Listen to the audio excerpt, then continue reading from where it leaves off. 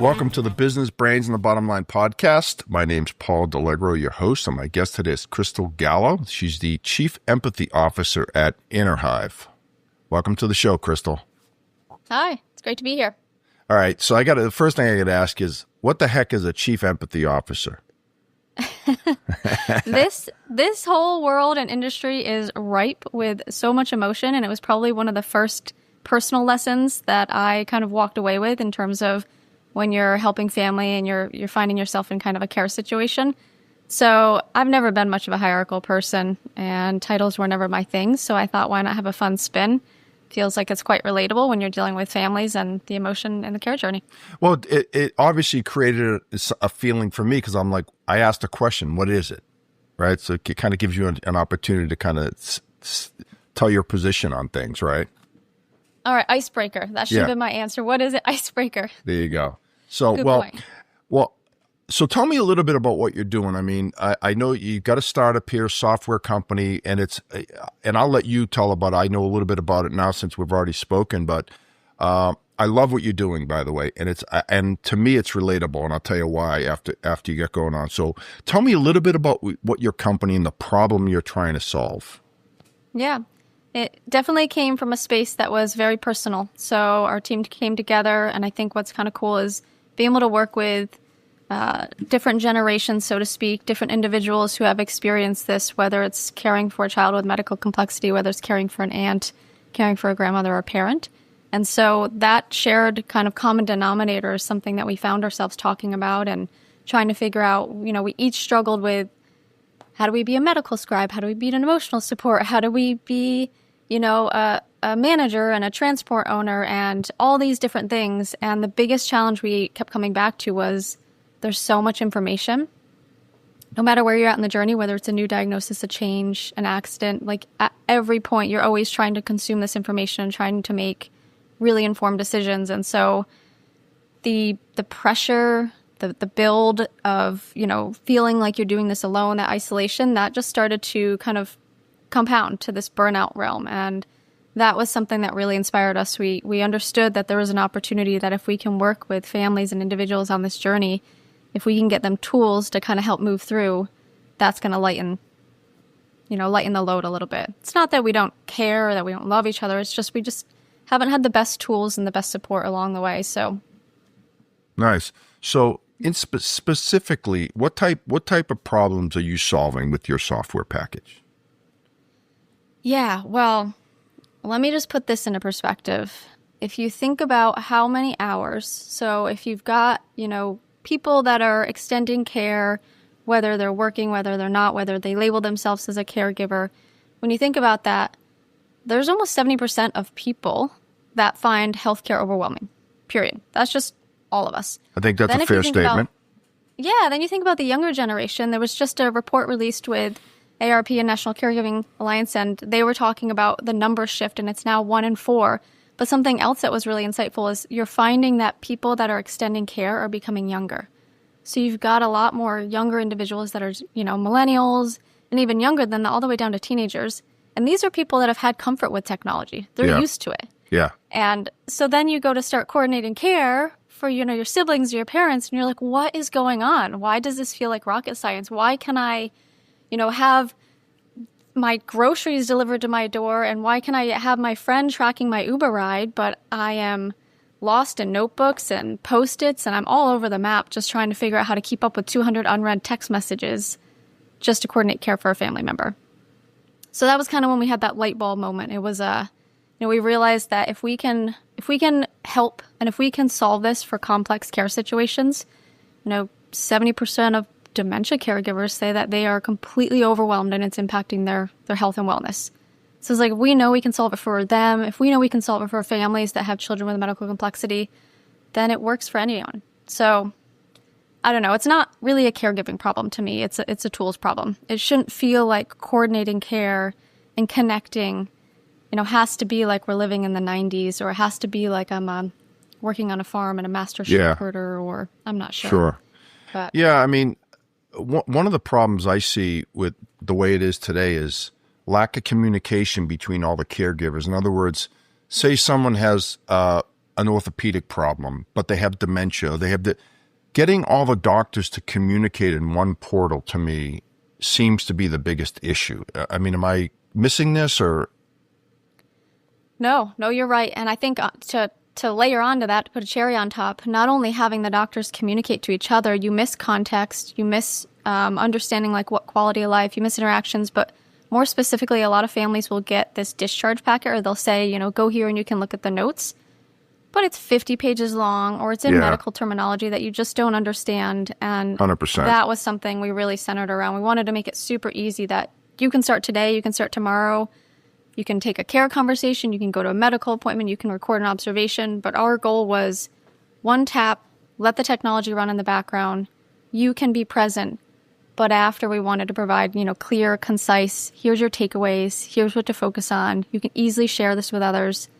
And it's layman terms. I understand what I'm, you know, what medication is coming up, that, you know, when to schedule the next appointment, what to do today. Like, those are all things that I can walk away and I have clarity on without feeling overwhelmed of having to read you know, 50 pages. That kind of adds to the kitchen table. So how do you get like doctor's notes and stuff like that into all this? Like, how does that work? You know, you go to an appointment, you meet with a doctor, you come away with X. I mean, how do you get all that data in, and how do you share that with all the family members or whoever they want, the caregivers and family members that you want to have access to this data? Yeah. So exactly what I was starting to kind of go down the path of. One of the core give back, so to speak, we got a lot of feedback from families saying, please don't add to our plate. Like, you know, we don't want to create work for you. We want to remove it. And so if you can go into those conversations, and whether it's you, whether you have someone proxying, whether you have someone helping you, a neighbor, a friend, whatever that may look like, if you capture that information, that becomes easy to then share, and you get to determine it's your life, your information. You can determine who's in your inner circle. You know, you get to build out your hive. And so that's your way of being able to share across doctors, share across family members, share across support. But yeah, it's very much a point of truth. It's a central place where you've got kind of transparent communication. Now, it's certainly not, you know, anyone that's thinking about this, I think everyone can relate to my chart. You know, that's a pretty common tool in a lot of hospitals. But the challenge is that's not in all the hospitals. And there's over 400 different electronic health record systems. So that means you might have an accident when you're traveling in a different state and go in, and they might not have access to that information. So they may not have the context of who to call or what your preferences are. But if you have that, you know, accessible at your fingertips, you've got all your documents, you have all the notes, written, audio, all of that is really, really critical when you're thinking about, okay, what's the decision I need to make for myself, for others, for care. Yeah, that's been a frustrating part for me personally. You have one doctor like in the one specific health group, and then you have another doctor in another health group. Now, sometimes they allow sharing information, but not all of them do, though. And so your urologist doesn't know what your endocrinologist is doing, and they can't share any because a lot of times they're related, right? And it's been a frustrating thing for me because now you're having to keep all these different portals up and updated, you know? 100%. Yeah. So, I mean, like I said, I have a couple of it. Like I said, I have some thyroid issues, so I got my endocrine. So I'm kind of living this right now as I'm getting older with a couple of different specialists that, you know, they're all recommending things. And I'm like, well, how does this affect something else? Yeah. You know? Yeah. We can kind of chat about this later, but one of the things that families had kind of elevated to us was exactly on that point. A lot of families will be more present every day, all day, right? You've got medical professionals, or you've got people that are providing guidance or ad hoc support, but you also typically have someone that's a partner or children or whomever may be there more frequently. And so they had expressed the importance of being able to observe changes over time so that if their doctors weren't talking, or if they weren't thinking about looking at the correlation with maybe a medicine change and behavior, that if they're observing it, we now have technology that's tracking that trend over time, and it can look and say, oh, wow, mom was confused the last 3 days. This is not normal. And then you can look back and you can see her medication changed last week. Yeah. Red flag. I might need to have a conversation about that. So that's the beauty of, like, you know, technology is not meant to replace us, how we feel, how we connect, how we're there. But it absolutely is intended to enhance that judgment. It's to be powerful in terms of like give us the insight to make those decisions. Because yeah, it's super scary. Yeah. So I really want to mess with that. Okay, so I get a better feel for what you're doing now here. But you decided to, now this is a different aspect. Now you're a business owner, right? Now you're in a startup mode. How's things going from that regard? That's a loaded question. Which piece do you want to unpack? I mean, well, I don't know. How baked is the technology, do you think? Like from a product standpoint, you're probably in alpha mode or beta mode right now. But how far along is it, do you feel like it's going to be fully baked? Oh, I don't know that. You know, when you think about fully baked, I think sometimes there's the notion of chasing perfection, that you're going to get to this end result. It's going to look and do and perform, you know, a certain way. We're always going to be changing. When you start building, you think you're going to build something, and then you likely build, like it iterates, you learn. This is the beauty of staying connected to families. This is why we're so in the trenches to understand, like, is this working? Is this not? What's missing? What do you like? What don't you like? That kind of feedback is rich because it's an iterative journey. So, yeah, do I think we have a lot of opportunity? Of course. Do I think we're going to continue growing? No doubt. I mean, you look at how we're growing as a community, as a society, and you look at the volume of people that are going to need these type of tools. But do I ever think we're going to get to fully baked? It's a relative term, right? Yeah. Well, as long as you can get a product that does, you know, maybe 90% of what you're thinking, and then as you grow and you add and you develop, like with any software company, software companies are always making updates, enhancements and updates, and I assume you'll be in the same position. Oh, for sure. Yeah. I mean, I've always been curious, and learning's kind of been my, you know, whether this is a good word to use or not, the connotation, but I've always been addicted to that learning, that curiosity. What can I do? How can I grow? How can I connect? I love to explore, and that was something that naturally coming together to solve this problem. It was not only personal, but it also gave this space because this is so relatable. This is me. This is you. This is everyone. This is our future. So it's just, I carry a lot of conviction for trying to figure it out. But to your point of how is it going, I think running an established company is much, much easier than starting. I think this is probably the hardest thing I've ever done in my career.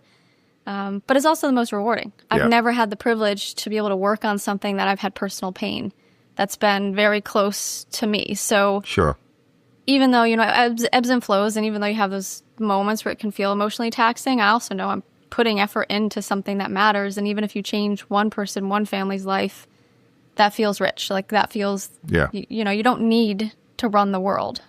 Yeah. No, 100%. I mean, you know, this is the sales guy coming in right now. I look at what you're trying to do, and everything starts with the sale, right? If you can't get someone to say, I want to purchase this, you've got nothing, right? So what are you doing in that regard from a marketing standpoint and a sales standpoint? Are you actively out there, or are you still kind of in, you know, beta mode? Voila. No, I'm here. We are actively out there. So it's been 1.5 years since we launched. We definitely took that first year to really iterate, to make sure that we had some good product market fit, to stay even more connected to families. We're hosting, you know, quarterly focus groups. This year is certainly about how can we reach more people. I want to talk to more families. That's always going to be a constant, but we absolutely are out trying to get the word out. If there is one gift to give, it is if you know, or anyone listening knows someone that they feel would bring that, you know, this would be valuable for them, whether it's that first appointment, whether it's a care conversation, whether it's just getting all those care details organized to share with family and staying, you know, communication strong. That sharing is so, that's really, really important for us right now. So App Store, Google Play, go to our website. Nice. So I kind of look at this as just a centralized portal for all your healthcare information for a person. Is that a kind of a good description of it? Oh, for sure. Yeah, it is absolutely. As an individual, in order, I believe, you should be able to advocate for your own health, you know, what that looks like. And there's many attributes of that. It's not just medical first. There's my living, there's my community, there's my movement, spiritual. There's so many different aspects. And this was intended to look at it holistically and to give the family a voice. So it's your central point of truth. It's, Nice. So, I mean, I kind of see I got a better understanding of it now. And I think like someone like me could purchase the application now and start incorporating all. But do you see this being something that once there's general acceptance, all the healthcare providers and healthcare groups kind of use this technology to blend all their healthcare providers together? Do you think that's something down the road is a possibility? Because I think that'd be great. I think there's a lot of opportunity. I think if the question is, if we didn't have to focus and you could, you went back to scope earlier, you didn't have to focus and it could be, you could blow out the scope and you had unlimited means and you could just play with your dreams. Absolutely. But I do think in the early stages, keeping that focus, and right now we're so oriented towards how can we help caregivers. Our goal is to try to help them age in place at home, is try to help them manage care at home. And I do think there's aspects of our technology right now that would be beautifully integrated into medical. So when you think about that tap and go, just capturing, having a summary action item, something that you can share, with the families, with the patients. Also, it's a record keeper. Yeah, we have a journal that's really powerful. So this captures, what kind of care were you extending, how many hours. This is really important for getting funding. It's really important for helping family understand and build empathy of, where are you spending time. It's really important for identifying gaps. So you can, very clearly see where do we have gaps in care, where can we kind of fill that in. There's so much richness because our end goal is we want to get ahead of something. You want to prevent these situations. You don't want to find yourself in this reactive state, which is largely how our current world kind of lives. But from a technology standpoint, I don't see that being able to tap into everyone's portal is easy. The technology is already there to be able to hook into it if they allow you to, right? Yep. But that's the key, is getting them to say, yeah, we'll bless this, because with security reasons, I'm in technology and we sell cybersecurity, so giving someone access to data is not an easy thing to do from a security standpoint. No, it's not. But I think what's really powerful here is we've witnessed a trend over the past 10, 12 years where we've been democratizing care a lot. We've been putting that back in our hands, community, family, individuals. Yep. And I think when there's enough pressure, the system is forced to think about things differently. It's forced to kind of blend. It's thinking now. You're getting a lot of healthcare and organizations starting to think, how do we make that transition from, you have an accident, you go in, you have hip surgery, you go to rehab, you go home. That whole flow could be way more supported and seamless. So there's absolutely, opportunity. I think families are starting to vocalize the importance of that. And we're seeing a little bit of a shift. It just feels like if we can move a little faster, I think that's probably the fire. I mean, I'm just starting to think of benefits of this thing. Like, for instance, I'll give you, my mother's passed away a few years ago. She was 95, but I remember at one point she broke her hip and needed surgery. And it was like a million calls all the time. I was thinking this would simplify something if we had one portal to put in notes. That way you wouldn't have to start guessing as what's going on. You have a central app, you open up, oh, mom just went for rehab today and things went well. Her progress is coming along. Not that you don't want to call your mother, but you know what I mean? Just easy access to information. I think that would be crucial. Oh, for sure. Yeah, it's not, technology is not, it's not just transcribing. I mean, it's understanding the medical context. It's understanding the family dynamics. There's an emotional undercurrent. It's helping you focus on what's next. And if you can leave any of those conversations with clarity, because what happens after if you've got, I have siblings, and if I'm attending an appointment or I'm trying to extend care, everyone's curious. You're carrying across state lines. Yep. What'd they say? What did we do next with mom? Well, how can I help? And sometimes you're so flustered. You're just trying to process what you came out of. You can't even think straight about sharing that information or what to do next. And so, that piece is great. And another thing that I think is powerful that people haven't, maybe we don't think about enough is when we're changing, and you spoke of your mom, I imagine at some point, there's some conversation that families have around what are your care preferences. And right, you can have it 20 years ago, you can have 5 days ago, but sometimes you have your own bias. Sometimes you hear what you want to hear, or sometimes you just don't remember. And so there is something beautiful in being able to capture that. So if you have that audio recording and you have that conversation, that transcription written in audio, it's available for reference. So when you're moving forward, you have the actual words of your mom and your family can reference it, and it becomes a little less weighty when you're feeling like you have to make that decision and you have to guide, what's next. You get to listen to her voice when she was in a place to be able to share what her preferences were. And that is a lot of emotional weight, because anyone that's been in this position when you get towards end of life and in that hospice realm, I never wish that on anyone. That's not a good place to be if you haven't organized and you're trying to figure out, what decision to make on behalf of people. I love what you're doing. I think there's such a need, and now that I'm thinking about it, I'm surprised there's someone else hasn't done this. I mean, there's got to be other companies out there that are trying to do this. Yes or no? Oh, there's other companies out there. I think they're taking, there's some that are medical, there's some that are legal, some that are finance. They're all coming with unique lens. There's no one out there that has been successful. We've got a lot of organizations that have certainly emerged in this past year, Yeah. Who are absolutely trying to do what we're doing in terms of how can we look at holistically, but they might be coming at it from a different angle of the tools, of the community, of, different ways to support. But people are thinking it's happening. I think there's a lot of good movement. I think if we can all kind of come together, that conglomerate, that Sure. collective of us, that's going to be where the sweet spot is. Yeah. For So, families. so far, your customers, how, are they, and I'm sure like anything else, you're getting a lot of feedback of what would be nice to add on. But overall, how's it going so far from that standpoint, the customer feedback standpoint? It's good. I think you really have to have a good, I don't even know how to reframe it. Feedback is so amazing. And so you want all of it. You want the good and you want the bad. And I think they're equal parts, Yeah. Valuable. Yeah. But the point you had said is like, does everyone talk about what they want? And I think, yes, it's so much easier to go, oh, I want this. Oh, this really works, but can it do this? Ooh, can we add this? And then before you know it, you've got, 100 different things in your backlog and you're like, oh my goodness. All right. Yeah. What is going to be the most valuable? And so Correct. then we end up having Yeah. to like come back and say, okay, if we could solve one problem right now, what does that look like? But everyone is thinking systemically. I love their thought. They're always thinking of like, here's my journey, here's what you need Yeah. to me. So everyone's got a little sliver of, a little nugget of gold to share. Yeah. No, you raise a good point though. Like you can't say to 100 people, yeah, we'll incorporate all your changes just because you said so, right? You gotta look at what's going to be the most impactful. Yeah. Yeah. And sometimes you're in it. And I found this to be true for me, right? You think that in my mind, I was like, this is all I need to do. This is what's going to be required. I'll get out of this and then I'll be able to breathe. And then I just kept moving the goalpost and I wasn't quite getting there. And so I think sometimes when you're in it, you can't see clearly. Like you Sure. don't really know what's best. And so having the outside perspective, having guidance, having, other people that are able to observe and listen to you, but maybe extract something that's different.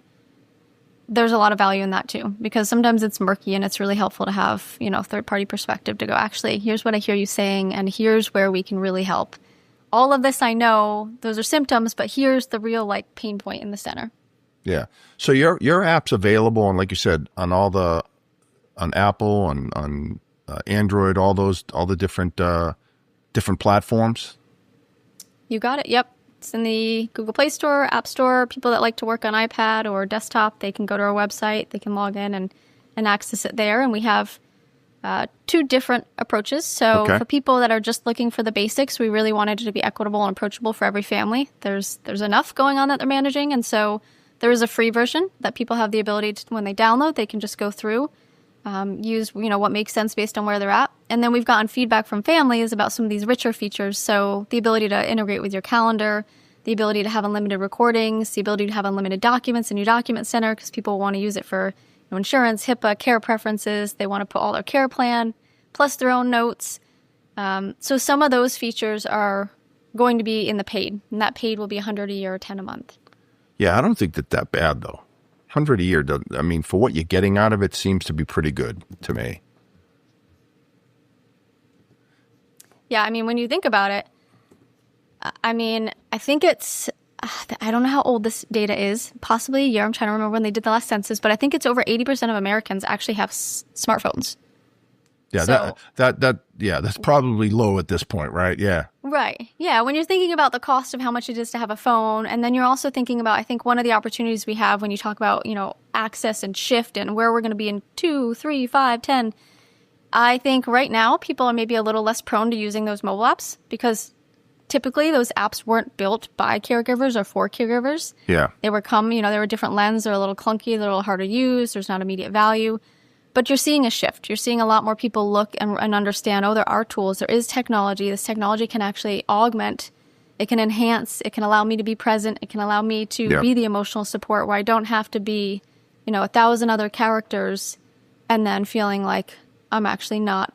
I'm overwhelmed. I'm becoming now part of the problem. I'm in the hamster wheel of I'm not going to be able to help anyone when I have my own issues that are, building. Yeah.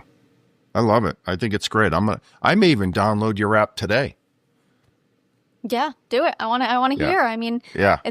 You talked about when we first started and you got on and we were talking about hands and some of my prior experience and how that Yeah. translates to what you're navigating now. And I think, there's a lot of opportunity as you're going through and you're trying to figure out Yeah. what do you change? How are you feeling today? What did you do today? Capture any of that information because that record is powerful. The Yeah. information is really, really, I think if we can reframe how we look at it, I know it can feel like a burden to have too much, but if you can sift through and remove the noise, the value that you can get out of that information, the insight that it gives you to make changes, to make decisions in the future, Yeah. No, I love what you're doing. Love what you're doing. I think there's a big need for it, and I wish you the best anyway.